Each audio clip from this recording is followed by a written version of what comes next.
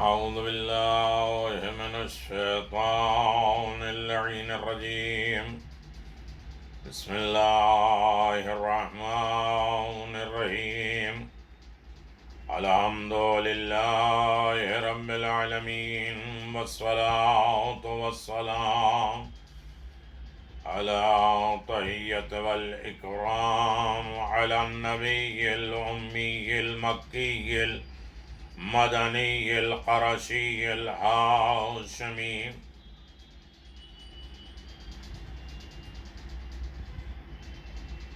أحمد مصطفى محمد مصطفى بالقاسم محمد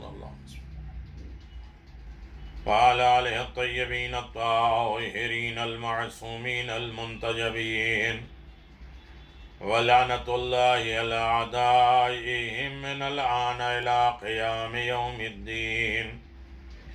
آمين يا رب العالمين. أما بعد، فقد قال الله تبارك وتعالى في محكم كتابه المبين وهو أصدق الصادقين، وقوله الحق. بسم الله الرحمن الرحيم.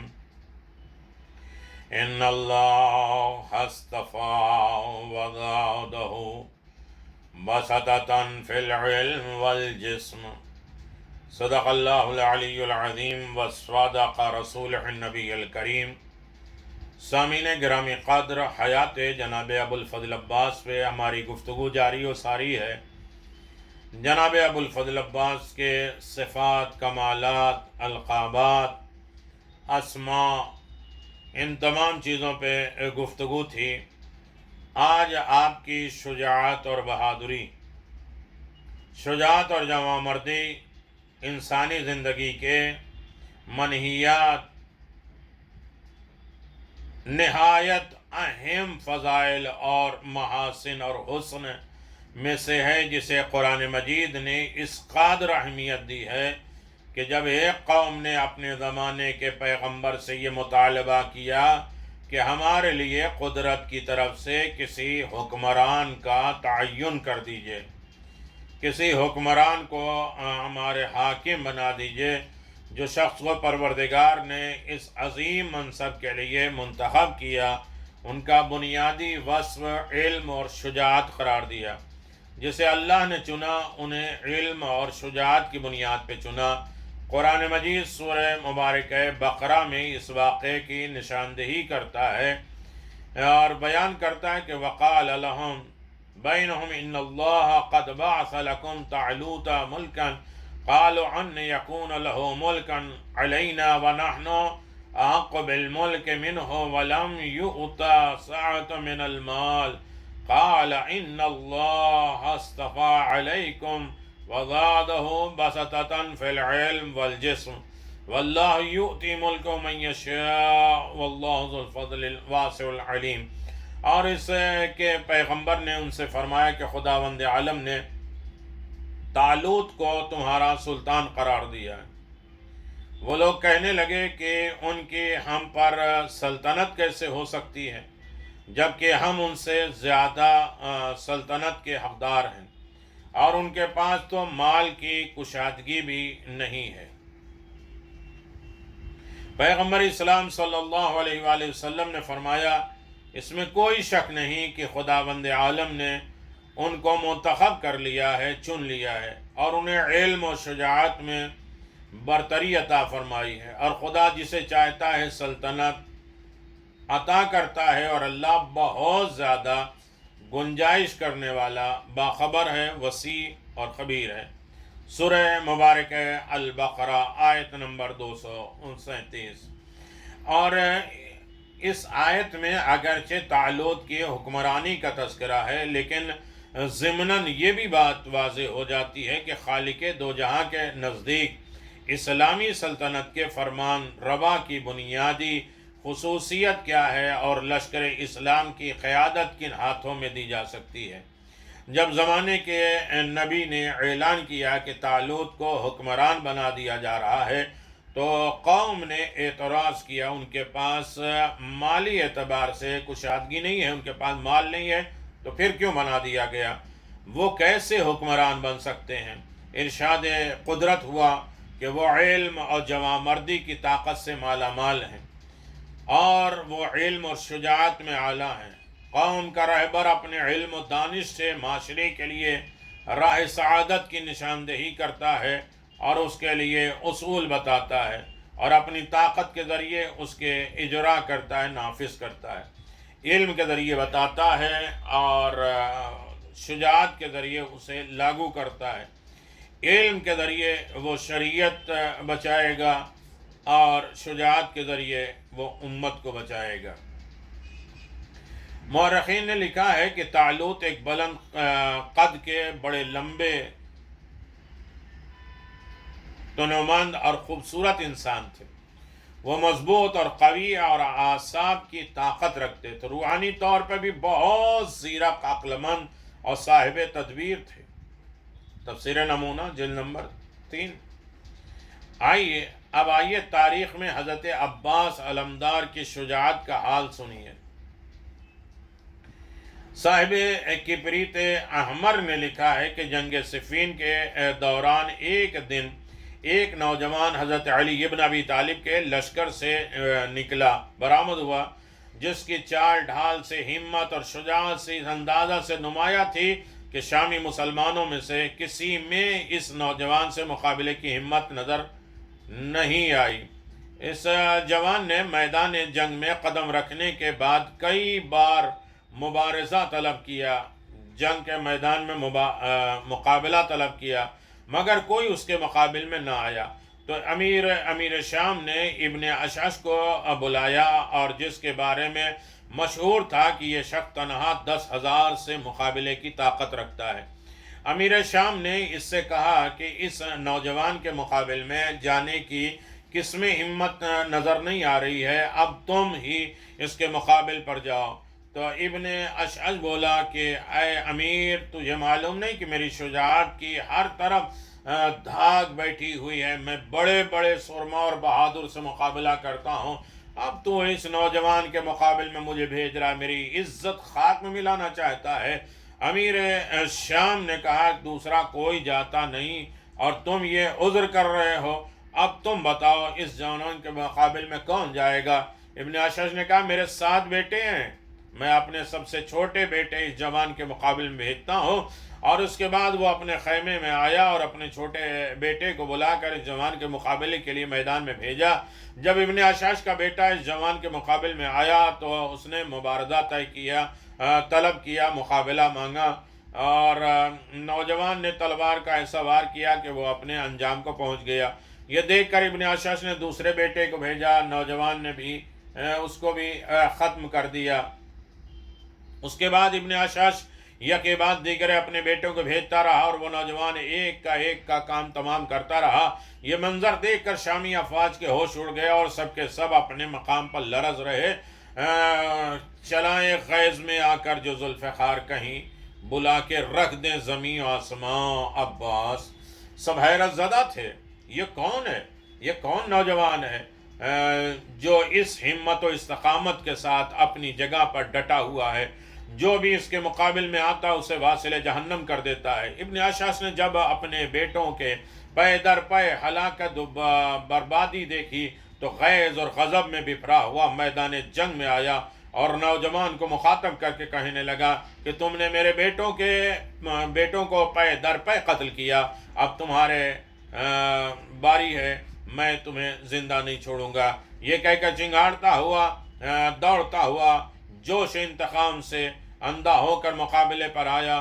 اس نوجوان کے ساتھ چند مرتبہ تلواروں کا ٹکراؤ ہوا، پھر اس نوجوان نے اس کے سر پر تلوار کی ایک ایسی کاری ضرب لگائی کہ ابن اشعث 2 ٹکڑے ہو کر زمین پہ گر گیا۔ عباس کیوں نہ ہو، ہر تیغ علی دکھائیں، یہ ہر من سے قوت یزداں کی جنگ ہے۔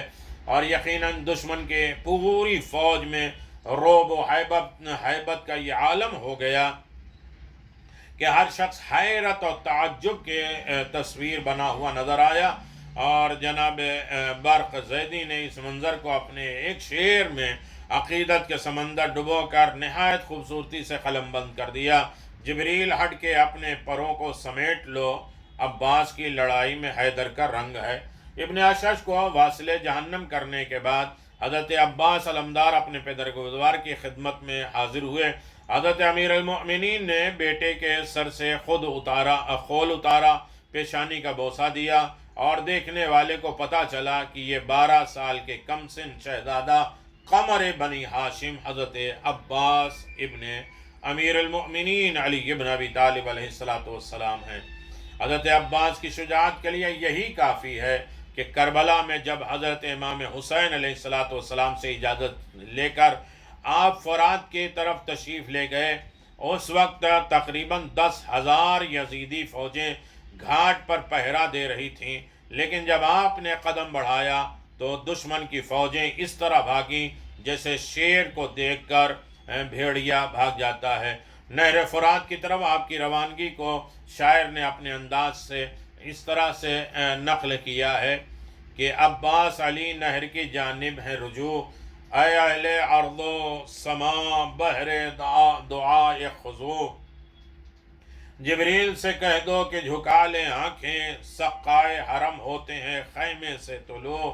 حضرت عباس علمدار کی شجاعت کے تاب نہ لا کر یزیدی فوجیں پسپا ہوئیں، اور آپ نے گھوڑے کو دریا میں ڈال دیا، مشکیزہ بھرا، چلوں میں پانی لے کر دشمن کی طرف اچھالا اور خود پیاسے واپس آ گئے۔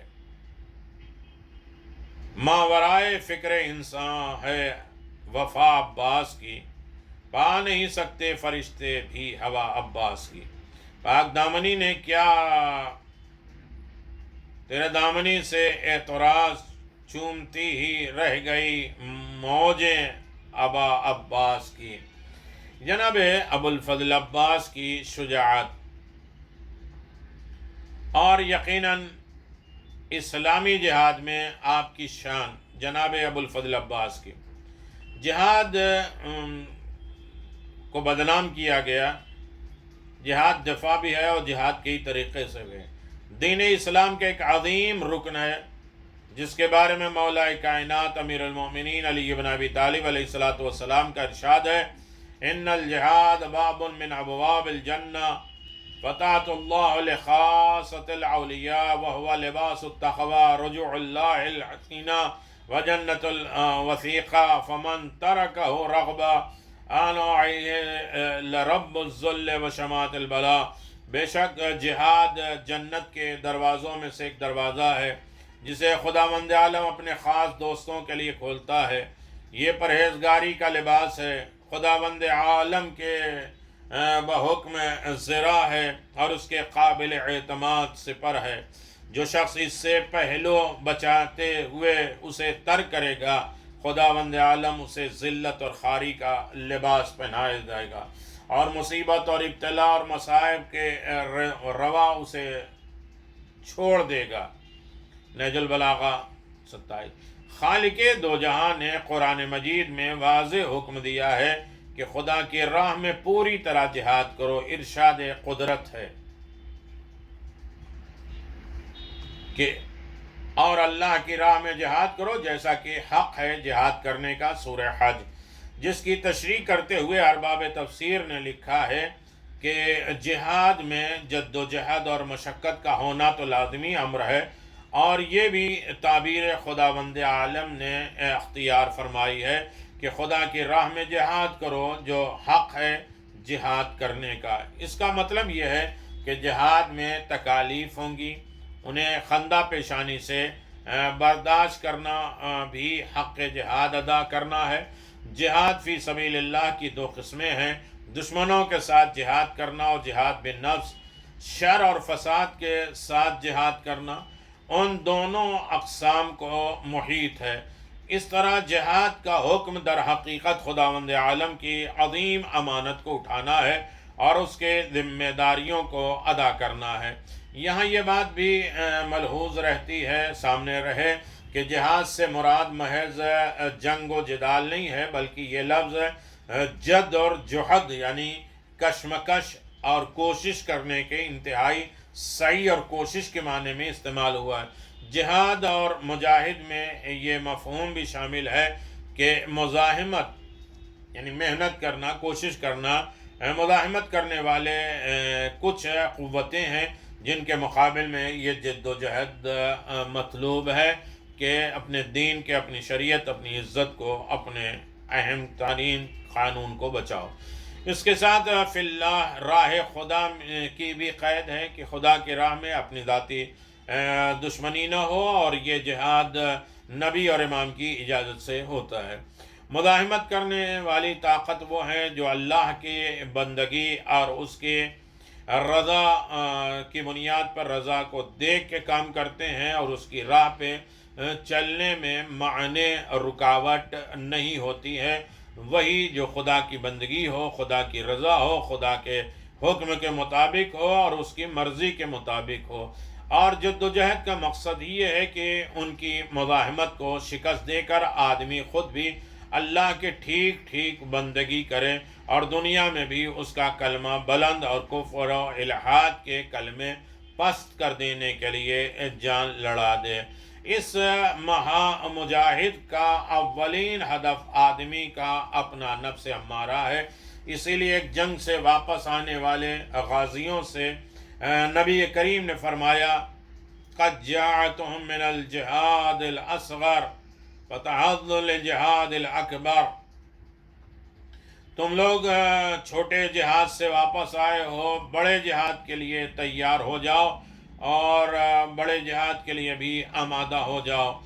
لوگوں نے پوچھا کیا وہ بڑا جہاد کیا ہے؟ فرمایا مجاہد العبد ہوا، انسان کا اپنی خواہشات نفس سے جنگ کرنا، اپنی خواہشات سے، اپنے مطالبے سے، اپنی لذت سے، اپنی فکر سے جنگ کرنا۔ اس کے بعد جہاد کا وسیع تر میدان پوری دنیا میں، جس میں کام کرنے والے تمام بغاوت کش، بغاوت آموز اور بغاوت انگیز طاقتوں کے خلاف دل، دماغ اور جسم و مال کی ساری قوتوں کے ساتھ سعی، کوشش، جد و جہد اور حق جہاد ہے جس کے مطالبہ کیا گیا ہے۔ یقیناً تفسیر مجموع البیان میں علامہ طبرسی نے متعدد مفسرین کی تحریروں کے حوالے سے لکھا ہے کہ حق جہاد سے مراد خلوص نیت، اعمال کو صرف اور صرف اللہ کے لیے انجام دینا۔ چونکہ اخلاص کے اور خلوص کی منزل جہاد بن نفس کے سلسلے میں مشکل ترین مراحل ہے، یہاں جنگ کرنا پڑتا ہے، بھوکے پیاسے رہنا پڑتا ہے، زحمتیں اٹھانا پڑتی ہے، لہذا اس کا خصوصی ذکر کیا گیا ہے کہ خلوص کے ساتھ یہ کام انجام پائے۔ قمر بنی ہاشم حضرت ابو الفضل عباس جہاد کے ہر مفہوم کے اعتبار سے انتہائی بلند مرتبے پر فائز ہیں۔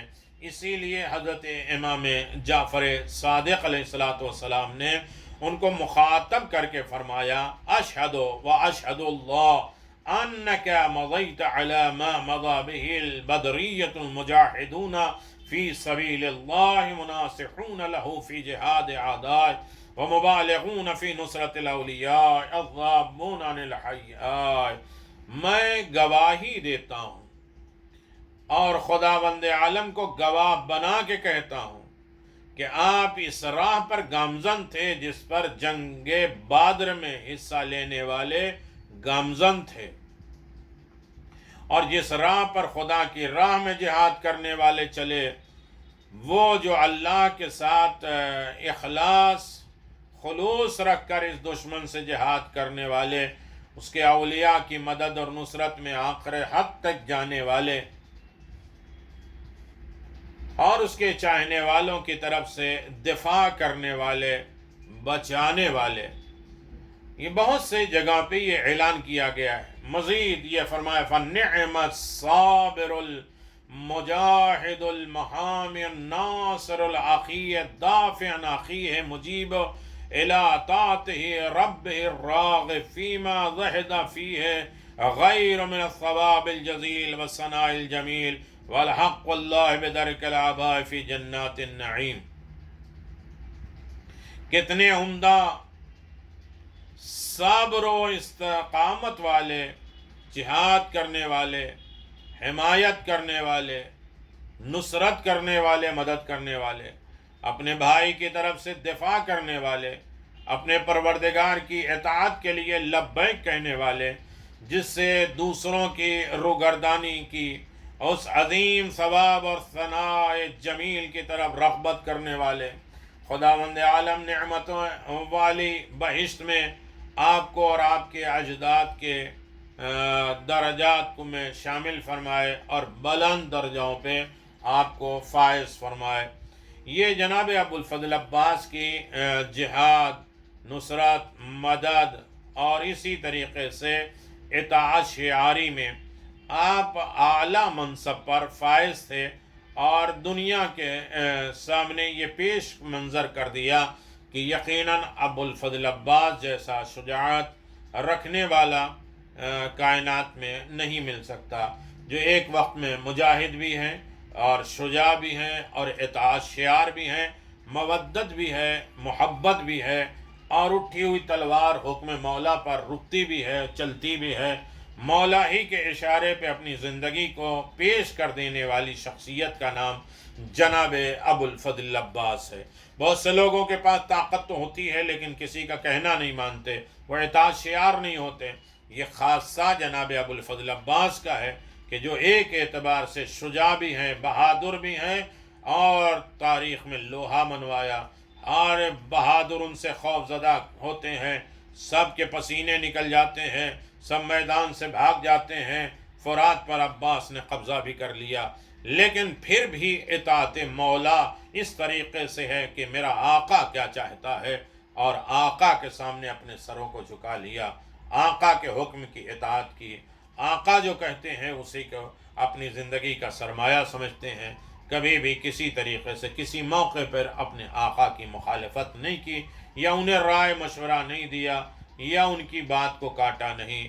اطاعت اور اتباع اسی کا نام ہے جو جناب عباس نے کر کے دکھایا۔ والسلام علیکم ورحمۃ اللہ وبرکاتہ۔ یا کاشف الکرب وجل حسین، اکشف کربی و کرب المؤمنین بحق اخیک الحسین علیہ الصلاۃ والسلام۔